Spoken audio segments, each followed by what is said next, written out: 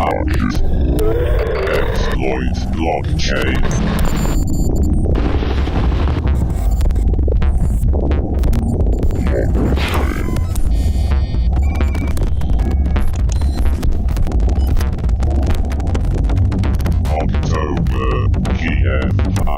Hi everyone, I'm Ryan Stortz, and this is Sophia D'Antoine, and this is Blackhat Ethereum.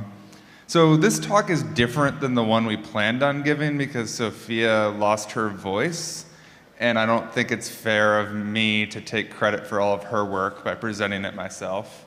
And also I don't know anything about machine learning. So just slightly different. So our agenda is an introduction to Ethereum. We're going to go over extracting useful information from the blockchain itself. We're going to talk about auditing that code for vulnerabilities, and then we're going to write and throw an exploit. So who we are, Sophia. She's a hacker in residence at New York University and is associated with RPISec. And I'm Ryan with Zombies. I used to play a lot of CTF. If you did CTF like 6 or 7 years ago, you might have played my CTF, which is Ghost in the Shell code. So to start, let's talk about Ethereum. So Ethereum is an alternate blockchain implementation. It's oriented around the idea of smart contracts. So smart contracts are wallets that have associated code with them, and they can act autonomously. It's the second largest cryptocurrency by valuation. This is Vitalik Buterin. He's one of the co-founders of Ethereum. And this is like a digital hold a newspaper kind of thing because there was a scam going around saying that he was dead. And at the time, the price of Ethereum had dropped. And these are all really old numbers because I neglected to update the price. But this is him proving that he's alive, and he has like a specific block number in a picture. So smart contracts, Bitcoin pioneered the idea of trustless money transfer, and Ethereum is taking it further with their idea of smart contracts, which support rich applications. And I know there's actually a bunch of dApps in the vendor area that are built on the idea of smart contracts. You normally only hear about these ICOs, which are initial coin offerings, which is like a digital version of an initial public offering of a stock sale. So we have some terminology first. So ETH or Ether is the base currency. There's gas. So smart contracts are Turing complete because, and they can execute on machines in constant time because we limit how much gas we give them. We have blocks and transactions, which are the individual interactions with the contract. And then in the bottom here, we have dApp, which stands for decentralized application. And this is a contract with a web interface to it. So Ethereum has many competing implementations. The Ethereum Foundation actually likes this because they believe it gives them a more solid foundation, and they find bugs much quicker. But not all of them are created equal. For example, Geth and Parity are good. Geth is the official implementation written by the Ethereum Foundation in Go. Parity is an implementation written in Rust. Like, they are feature complete. They don't have massive, horrible bugs.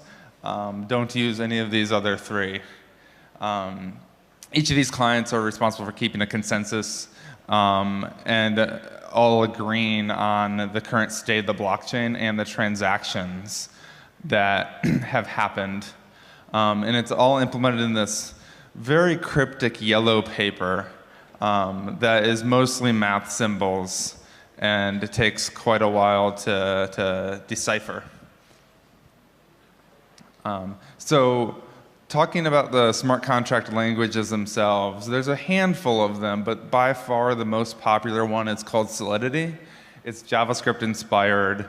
It's meant to target more web developers. So it's supposed to be kind of like Node. So a lot of the bindings will actually be in JavaScript, and they'll call into a Solidity smart contract. this gets compiled down to the actual native language, much like in actual application development. You have your source code compiles down to the binary. We have Solidity, it compiles down to EVM, which is the virtual machine that runs on the Ethereum blockchain. Solidity, however, is really poorly designed, and it's the source of nearly all of Ethereum's problems. So talking about the EVM, so it's a stack machine. It's very simple to implement. It's very hard to analyze. There's 180 or so opcodes. Its native data width is 256 bits, so you have these 32-bit numbers everywhere. And there's many, many instruction duplicates. There's a variant of the push opcode for, like, if you want to push 1 byte all the way up to 32 bytes. Each of these have gas costs. This screenshot on the right is from a disassembler on a tool called Etherscan. So you can see we enter a program and we push 60 and push 40, and we call this mstore, which sets up the memory pointer. And a better example of that are at least stacked machines in general. So stacked machines operate like reverse Polish notation calculators. So what you do is you push, in my examples, you push 2, we're going to push 3, and then we're going to call add. Add pops 2 arguments off the stack, adds them together, and pushes the result. You can see we then push 8 and then multiply, and we get 28. And this is how it operates. There's control flow instructions as well, but same idea. They pop a condition flag off and then a jump target, and if the condition is true, they jump to the jump target. Otherwise, they use the false branch. So what do hacks look like? So there's been a handful of large Ethereum smart contract heists.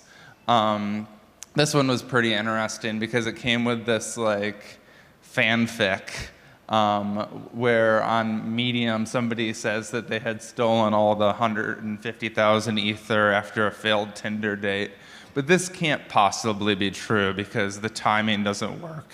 It takes way longer to do what they're saying. You can't do it in a night, and I'll get to that. These hacks are typically logic flaws. In this case, the signature wallet they were using was not, it did not have the proper protections against some of its public methods, so someone who shouldn't have been able to call it was able to call it and take ownership and then take all the value.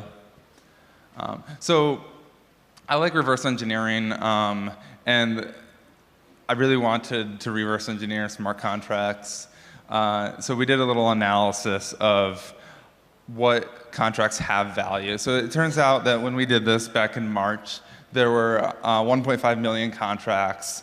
26,000 of them had Ether. There are 5,000 different programs, so there's a lot of duplicates. And a handful had source, and only a handful even had more than 1 Ether. So we wanted to look at those. So the talk's called Blackhat Ethereum. The idea for the talk initially, I wanted to do like a traditional style heist movie where you have like the con man and the brains and the muscle and the tech guy like trying to break into a smart contract, but that got too elaborate, and also like everyone I know is just the tech guy. There's no muscle. So our heist setup is we're going to find a contract, we're going to analyze it for vulnerabilities, and then we're going to take all of its value.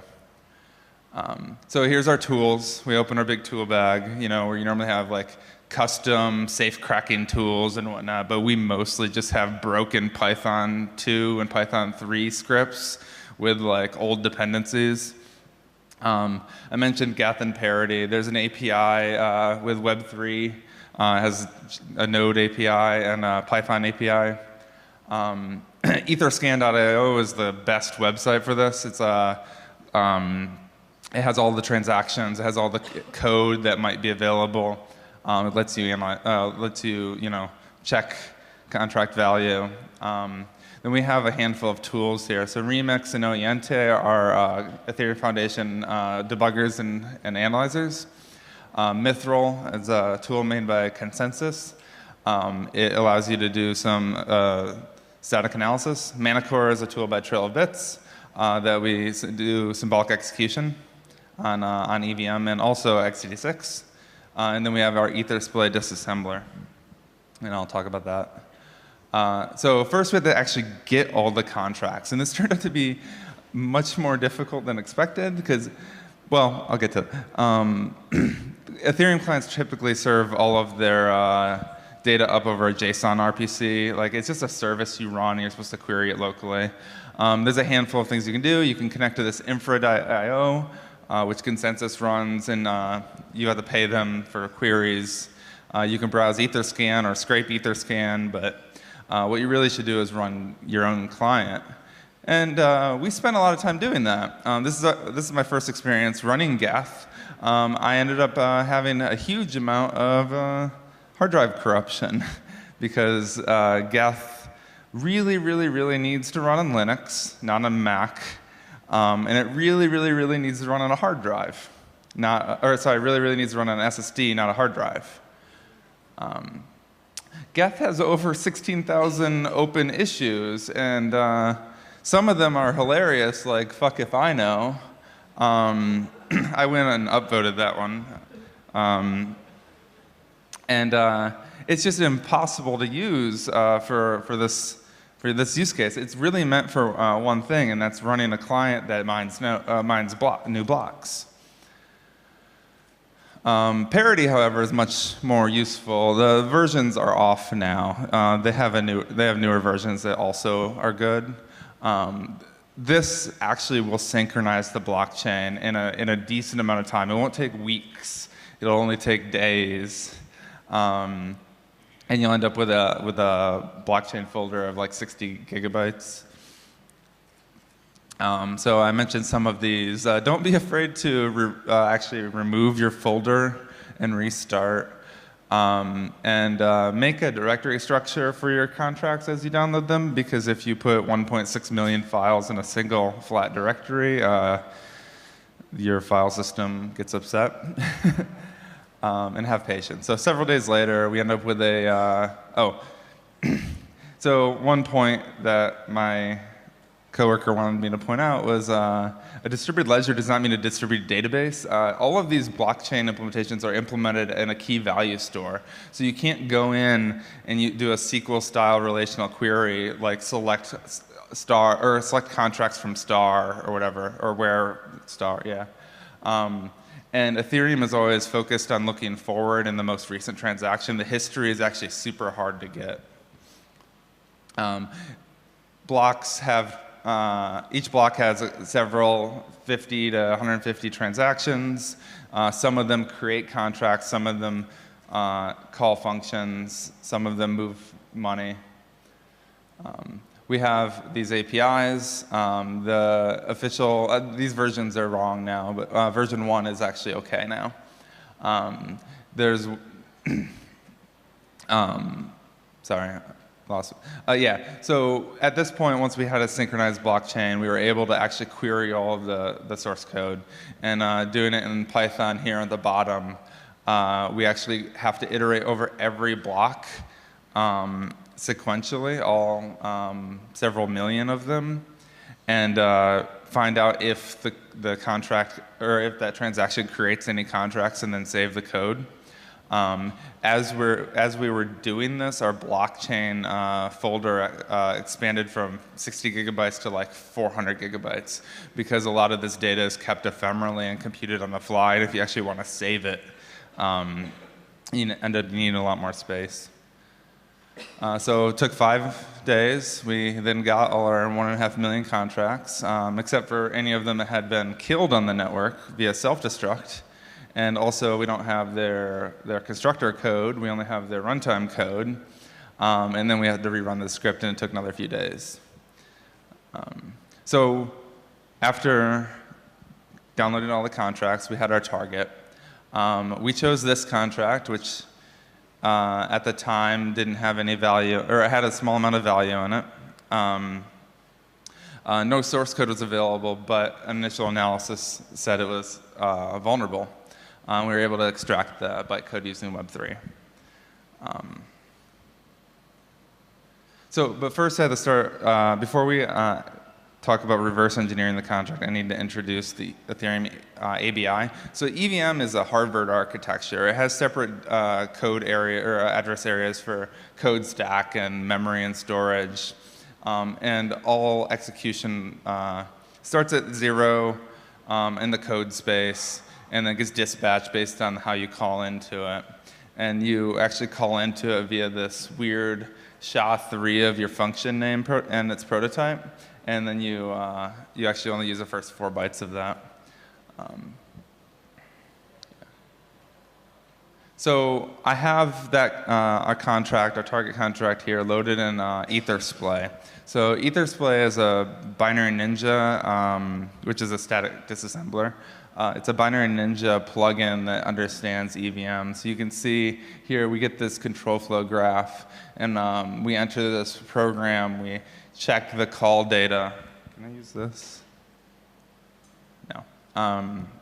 The call data, which gives us the arguments, and then we dispatch based on them. So if we call this kill one, which happens to be 41 COE, it will dispatch down here through this kill function.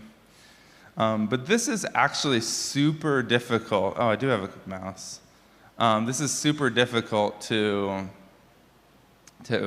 analyze because you have to keep a running tally in your mind of what everything is on the stack at every call. So in this case, right here, we push 0, call data load pops it, and then returns a result. And then we calculate this mask, and it's not down here until we actually AND off the data from the call data load.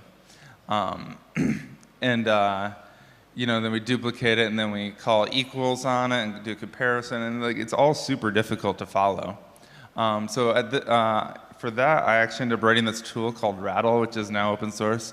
Rattle takes this stack machine, traces it, and lifts it all into SSA form. So I get this infinite register view. It actually labels every value. SSA is a compiler thing that every value only is assigned once, and then you can trace it through. So you can see the same code is available that I just walked through, or it's not available. It's shown here. Where'd my mouse go? And right here, we load 0, we divide it, we mask it, then we check to see if it's equal. And you can notice that that masking is only done once, and it's this %4. But %4 is used further down here for each of the individual dispatches. So this actually represents the whole contract. It was very tiny. No, it doesn't. Sorry, this represents the contract and kill. So our contract had a kill function, which has a couple gatekeepers on it. We have this call value, and we check to see if it's 0. And if it is 0, we allow you to continue executing. If it's not 0, we revert. So this call value is if you have sent Ether in your transaction. What this actually is, if you do write Solidity, that encodes the payable keyword. So if you've marked something as payable, this branch is flipped, and you must send Ether to it in order to call into it. And then we get down into the second block. And you can see we have this S load, so a storage load of 0. This is loading the value stored in the storage at its first at its 0th offset, and then doing some masking of it, comparing it to your caller, and then checking to see if they're equal. So this is a check to see if a privileged account, like normally it's called only owner, can call into you. And if you're the owner, that means you can then self-destruct it. And self-destruct got renamed. It used to be called suicide, but that wasn't politically correct. Now it's called self-destruct. If you're the owner, you can self-destruct it and then take all of its value and send it wherever you want.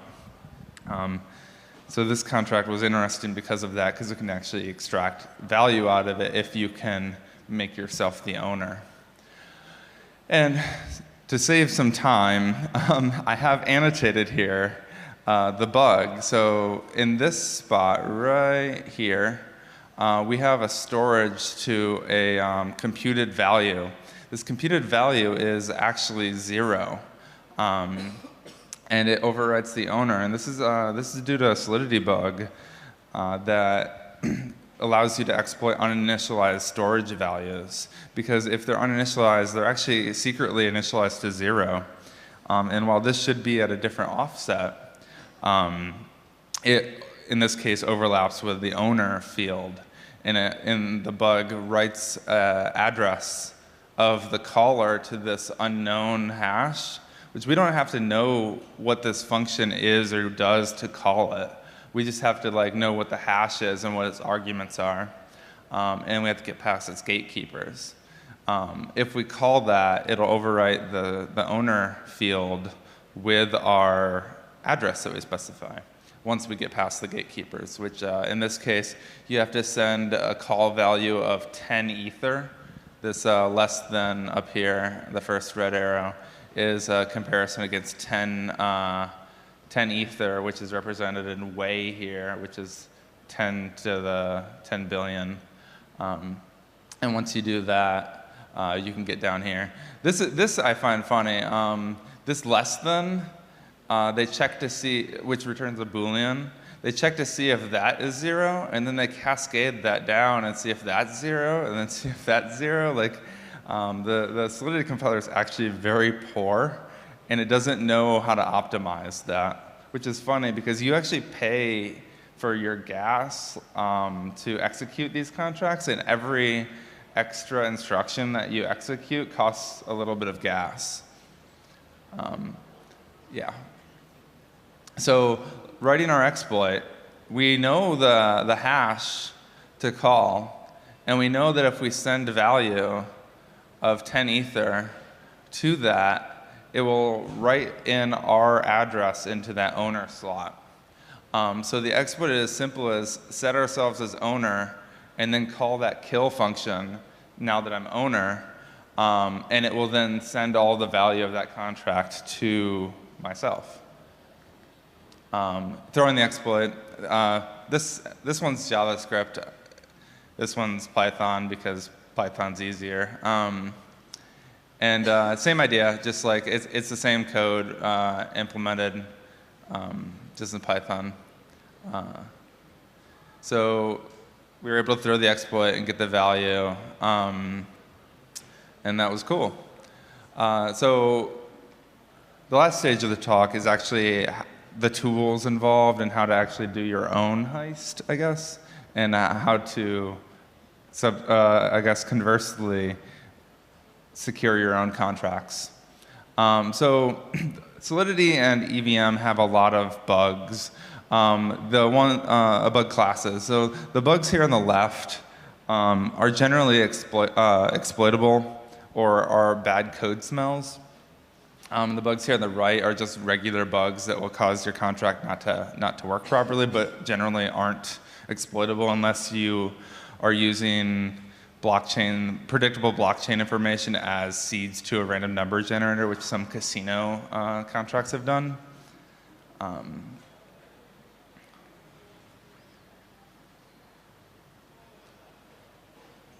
Oh, come on. There we go.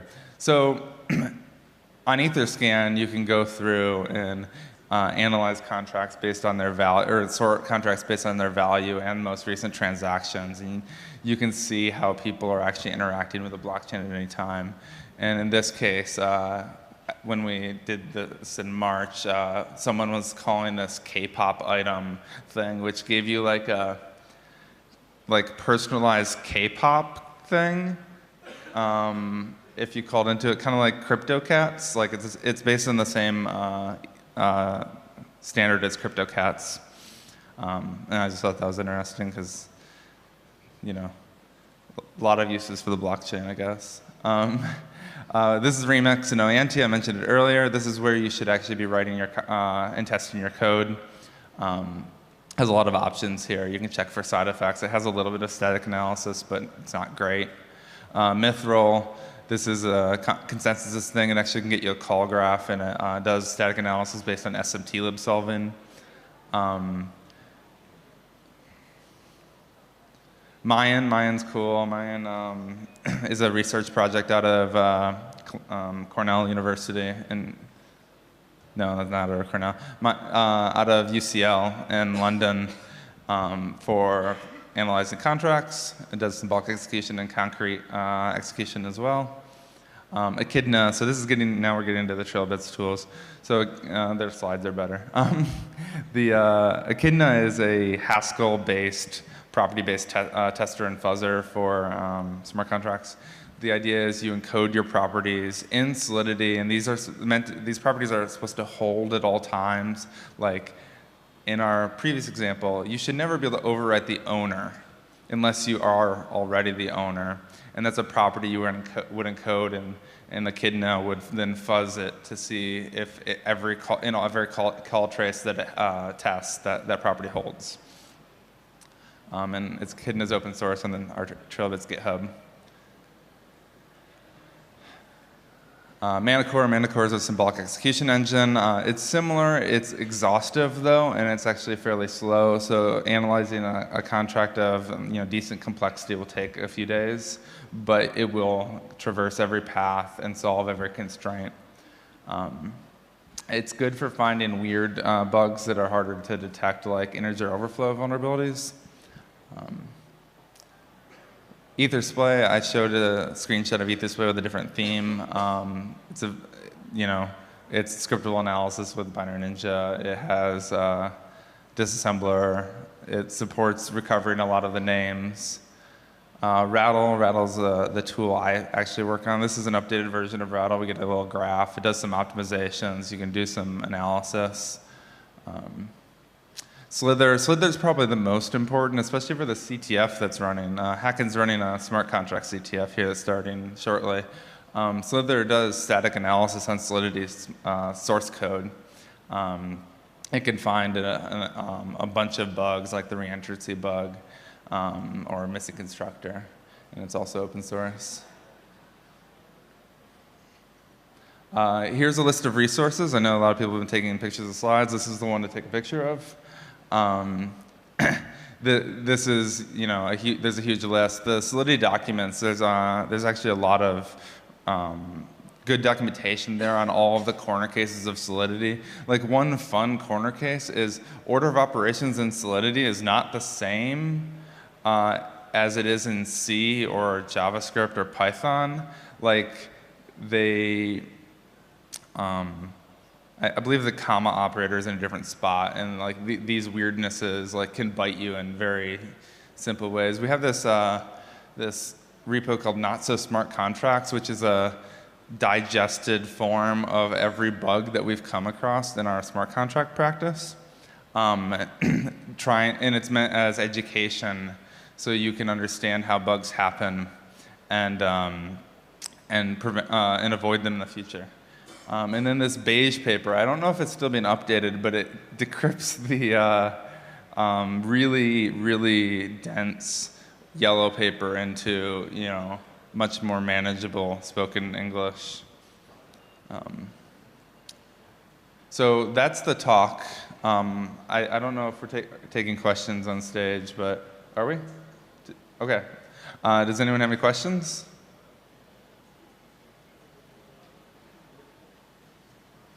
No? All right, well, thank you.